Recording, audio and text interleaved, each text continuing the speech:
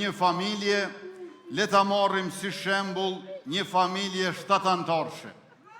Gjyshja, gjyshi, nëna, baba dhe 3 fëmijë.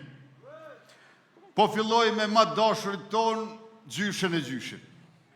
Pensioni është rritur nga 90 euro sa e kemi gjetur në 150 euro për moshën mbi 65 vjeç, pra pensioni bazik.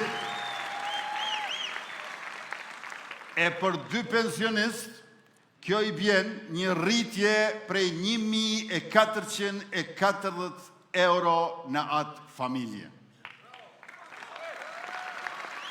Kur kësaj jashtojmë edhe 5 herë nga 100 euro gjatë këtij mandati 4 vjeçar, pra pensioni i 13 është marrë 5 herë për 4 vjet nga ata që në mbi 65 vjeç, rezultojnë më shumë për secilin pensionist edhe 1000 euro.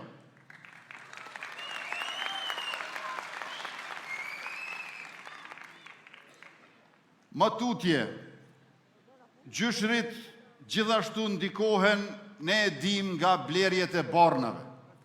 Ne kemi ndihmuar duke rritur buxhetin për listën e bornave esenciale nga 24 milion euro sa e kemi gjetur në 63 milion euro.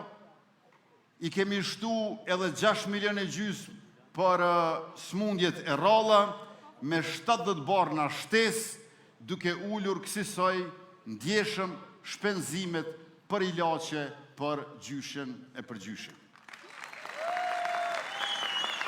E tash, të nderuar pjesëmarrës të këtij tubimi, nëse gjyshrit kujdesen për niprit dhe për mbesat, e unë besoj që e bëjnë këtë për moshat prej 1 deri në 3 vjeç, kur punojnë të 2 prindrit, ata në vijim do të marrin edhe 100 euro shtesë secili mbi pensionin e tyre bazik.